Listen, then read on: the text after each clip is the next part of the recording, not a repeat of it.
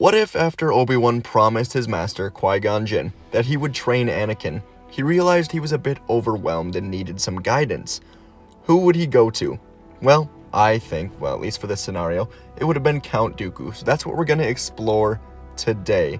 Obi-Wan and Anakin going to Dooku. And this is going to be a bit of a different style of fanfiction. Just more fast-paced, no dialogue, just trying some different ways out, just to get the whole story out, and, you know, maybe it skips over some dialogue, some crucial parts that, you know, may need more explaining, but I think it gets a more fun story, really gets it all out there in one part. And yeah, I mean, if you like it this way, let me know. If you don't like it this way, let me know. And the next one will be, what if Yoda was in the Jedi Temple during Order 66? That was going to be this one, but my friends Fantasy Folklore and Penty Patrol Star Wars actually just released what if Ahsoka was in the temple for Order 66, so go check that out that they made. I just didn't want to do one so similar. Waiting till Wednesday to drop that one. Anyways, enjoy. This is What If Obi-Wan and Anakin Were Trained by Count Dooku.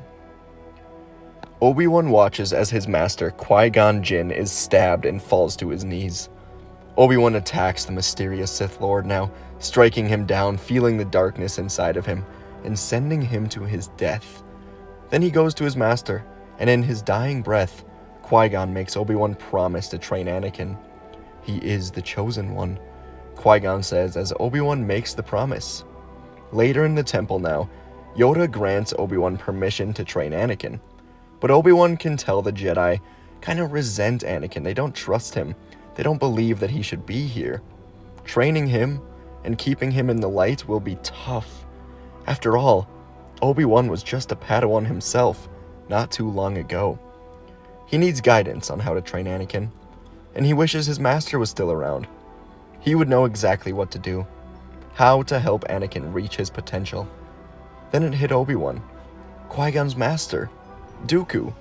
If Qui-Gon wasn't around, but Dooku was, perhaps he could help. He trained Qui-Gon. Perhaps he would see Anakin the same way that Qui-Gon did. So, Obi-Wan found Anakin, and together they got in a ship and took off to Serenno to find the former Jedi. Dooku had left the Order after the death of Qui-Gon, not unlike something he could have seen Qui-Gon doing if Obi-Wan was killed. Qui-Gon was Obi-Wan's master. If Obi-Wan had died, Obi-Wan wouldn't have been shocked. If Qui-Gon left the Order, he could see why Dooku did it. And now Obi-Wan landed on Serenno and made it known that he was the former Padawan of Qui-Gon Jinn. Dooku quickly let him and Anakin into his castle, wondering exactly what was going on. Once inside now, Obi-Wan, Anakin, and Dooku all gave proper introductions to each other, before Obi-Wan began explaining everything. How him and Qui-Gon found Anakin on Tatooine. How Qui-Gon was convinced this boy was the chosen one, and how Obi-Wan promised to train him, but was still in over his head. He then asked Dooku for help, for guidance in training Anakin. Dooku thought about it, but ultimately, he said he would train Anakin. He would also train Obi-Wan, but under one condition. They must leave the Jedi Order and commit fully to this. Obi-Wan was conflicted, but he had promised Qui-Gon that he would train Anakin, even if that meant helping Dooku, if it required leaving the Order. So be it. He would keep his promise. Obi-Wan and Anakin informed the Jedi Council of their decision. Not where they would be headed, just that they were leaving the Order. And so soon the training would begin. But not before Dooku consults Sidious on the matter. Dooku was newly a member of the Sith, now known as Darth Tyrannus. Information which he withheld from Anakin and Obi-Wan. Sidious was actually happy to hear this. He knew Anakin a bit, felt his power, and knew that when Sidious was able to take over as Emperor, that Anakin would be a powerful ally with Dooku and Kenobi. The Sith would rule the galaxy once more. Dooku ended the call and smiled to himself. In time, he wouldn't need Darth Sidious. In time, he could destroy the Jedi Order, destroy Darth Sidious, rebuild the Jedi as they should be, as they were meant to be, and he could be Grand Master. Make the Jedi the way they should be. That's what he ultimately wanted. He never truly wanted to leave the Jedi. He just couldn't see what the Jedi truly were anymore. But now, and for the next many years, Anakin and Obi-Wan would train under Dooku, unaware that he's a member of the Sith. Dooku would train them to utilize their emotion, to feel the darkness inside, to not only listen to the dogmatic ways of the Jedi. Anakin and Obi-Wan would quickly become very strong in the Force. Their connection with Dooku was strong as well. They were a very powerful trio. And with Dooku training them in his dueling expertise, they would become 3 of the greatest lightsaber wielders in the galaxy, along with knowing how to wield the Force in an extremely powerful way. But over time, Obi-Wan would often notice Dooku taking secret meetings, leaving Serenno for long periods of time without explanation. He would often lose his temper, far past what he was training Anakin and Obi-Wan to do. Obi-Wan had suspicion, and Anakin did as well, that Dooku had embraced the dark side, that he had gone down the path of the Sith. And they thought about if that was their path as well. But they had to confront Dooku a bit here. And Sidious was still training Dooku a bit on the side.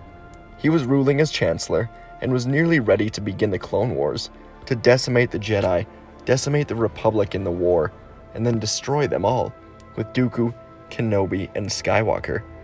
As long as Kenobi and Skywalker would choose to embrace the dark side when the time comes. And one day on Serenno, Obi-Wan and Anakin confronted Dooku. They snuck in while Dooku was on a call with Sidious, and they saw Dooku kneeling in front of a hologram of a hooded man. When the call ended, Anakin and Obi-Wan ignited their sabers, confronting their master. But Dooku was not angry at this, nor did he ignite his own saber. Instead, he calmly told the two that they had much to discuss. And Dooku revealed a dark truth. He was a Sith Lord, but he didn't want to be this. Before Anakin and Obi-Wan could attack their master, Dooku continued to explain. He was a Sith, but this was not the life he wanted forever.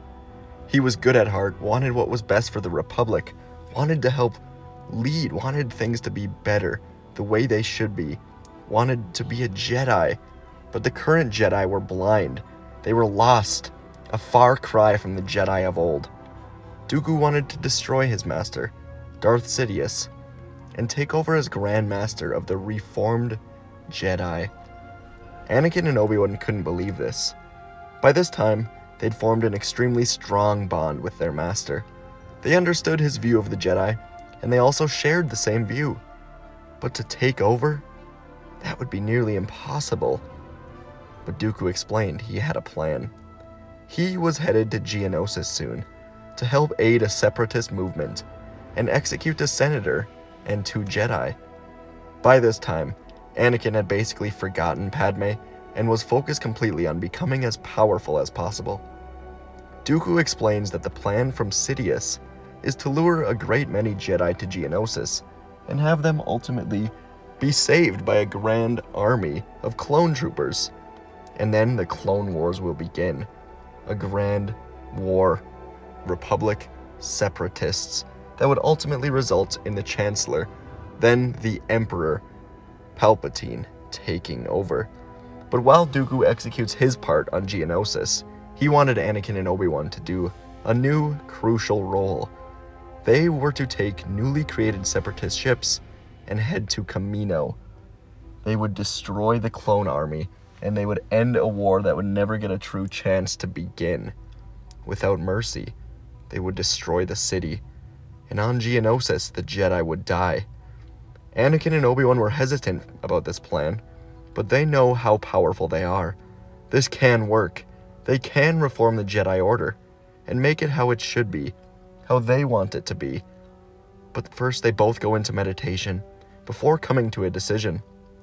In deep meditation, they feel a presence in the Force, a presence they haven't felt since. And they looked up. Before them stood the ghost of Qui-Gon Jinn. Obi-Wan asked for advice, and Qui-Gon told them to trust in the Force. Anakin is the chosen one, he says. He will bring balance to the Force, but balance could require a great many deaths if that is what the Force requires. And so, the plan would go into motion. Dooku heads to Geonosis, while Anakin and Obi-Wan head to Kamino. And as Anakin and Obi-Wan arrive with a small fleet of separatist ships, they catch Kamino completely off guard. The clones are not ready, no one is ready, and they do not hesitate. There's no time to hesitate. But in this scenario, they have no connection to this place, to the clones, to anyone. They're on a mission now to bring balance to the Force and end a galactic war before it can even begin. Trillions of lives will be lost if they do not do this. So, they fire upon the city, turning it to rubble, crushing it before the clones could take off for Geonosis. Millions, hundreds of millions of clones destroyed before a war could begin. And Anakin and Obi-Wan were unaware of this. Master Yoda was in the city to investigate the clones for himself. And as the planet fell, Yoda fell with it. The Grand Master of the Jedi was gone. And on Geonosis, the Jedi fought droids valiantly against the new separatist army. But in the end, Mace and the rest were surrounded. The last Mace had heard from Yoda. He was going to bring the clone army to Geonosis. Mace had ended the call and had to confront Dooku himself. Now, he didn't know what to do.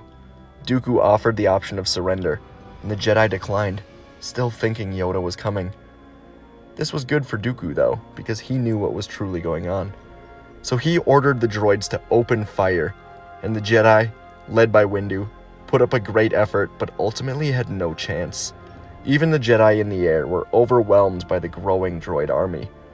Windu was expecting Yoda to show up, but he ultimately was shot down with the rest of the Jedi.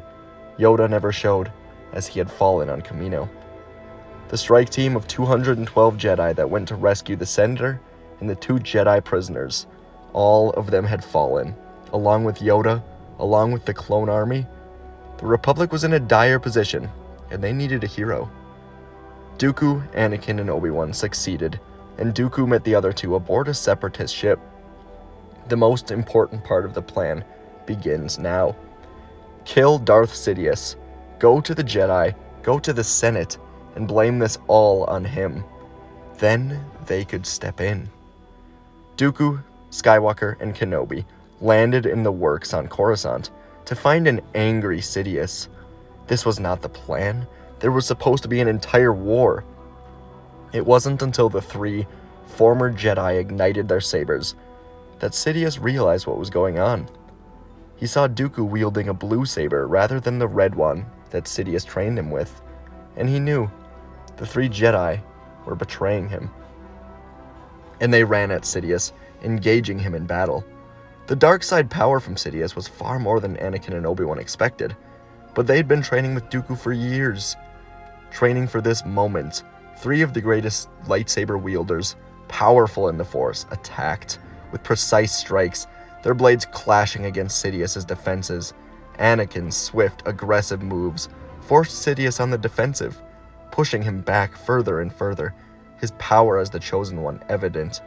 And Obi-Wan's defensive prowess kept him protected, as he countered all of Sidious's attacks. Sidious was trying to take them out one by one, but could not even get through one of them, and Count Dooku's calculated strikes weakened Sidious, leaving him vulnerable as they cornered him, overwhelmed him. Anakin, with a final strike, defeated Sidious, killed him as he stumbled, desperate, dying onto the ground as Anakin stabbed him once more. Lifeless, the Jedi now stand victorious. And the 3 Jedi grab his lightsabers, his lifeless body, to show to the Jedi and to the Senate. Inside the temple, Dooku uses the code to send a message to all the Jedi. He describes how the Chancellor was a Sith Lord that planned to destroy the Republic from the inside. He lured the 200 Jedi to Geonosis and killed them in order to start a galactic war. But then Dooku explained that he, Anakin, and Obi-Wan had been investigating this and were able to find him and kill him. Only because they were separated from the Senate were they able to clearly see this evil plot, and they would need to rebuild the Jedi. Dooku said that he would help to rebuild them, as the Council had been decimated on Geonosis. they would need to be rebuilt, reformed, and Dooku would step in with Anakin and Obi-Wan as the three heads of a new Jedi Council. The remaining Jedi, they were reeling after the loss of their strongest members. They welcomed these three, embracing a new path forward. As for the Senate, the Republic, Dooku gave a similar message to them. He showed the Chancellor's body, his lightsabers, and records that he obtained of a man called Sidious working with a separatist group. The Senate would have to elect a new Chancellor, but to be in the good graces of them, Dooku said the Jedi would take care of the separatist movement. So Dooku helped to round up thousands of the Jedi that had not gone to Geonosis, and they would quickly attack Geonosis, with thousands this time instead of hundreds. Dooku had erased all record of him being there, being a part of this movement, and the Jedi moved in, catching the Separatists off guard. Without Dooku or Sidious, the Separatists were scattered, and they lost this battle. Anyone who truly knew Dooku's involvement was killed in the explosions. Droid factories destroyed, a huge blow to the movement as more leaders were killed. Hundreds more Jedi died in this battle, but they did so to avenge their fallen friends and masters. And when the dust settled, the Separatists were still alive, but much less of a threat. The Republic was thankful for the Jedi, and they elect Ainley Team as the new Chancellor. They would begin recruiting to create an army rather than recruiting clones. The army of the Republic would keep the Separatist movement at bay, while the Jedi moved to a new planet to rebuild their order. On Tython, Grand Master Dooku and his two main council members, Anakin and Obi-Wan, rebuilt the Jedi Order in a way they best believed served the Force. The Sith were gone. Anakin had helped to bring balance. The prophecy had come true. They were extremely powerful, and they would lead the new Jedi peacefully. That's the end. Hope you enjoyed. It's a path that, it was risky for Dooku, Anakin, and Obi-Wan. They, kind of lied.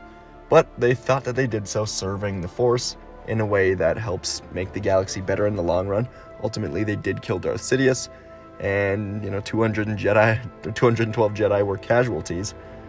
But it's the way it is. What'd you think of this story? I wanted to do something like what if the clones never arrived on Geonosis, but I just decided to tie that into this instead, having Kamino just be completely decimated. And yeah, it was very fast-paced. If you didn't like the fast-paced, let me know, but yeah, we like to stretch canon. We like to have fun with it around here, so I hope you enjoyed. Either way, thanks for watching, and next one will be, what if Yoda was in the Jedi Temple for Order 66? Alright, also lore videos in between that, Monday, Tuesday, 2 or 3 lore videos, so thanks for watching. See you in the next video.